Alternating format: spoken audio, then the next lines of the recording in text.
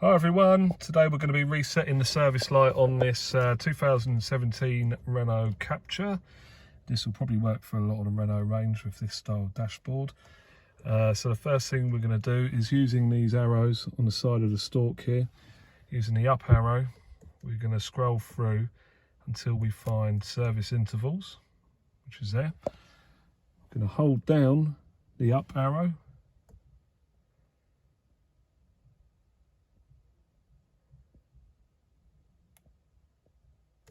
And we can see it says service in 11,300 miles or 0 months. So we're out of time on this one. So we release the up arrow and then hold it down again.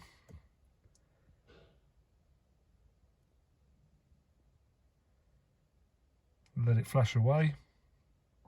There you see it's reset to 18,700 miles and 12 months. Okay, that's it for today. Thank you for watching. See you in the next one.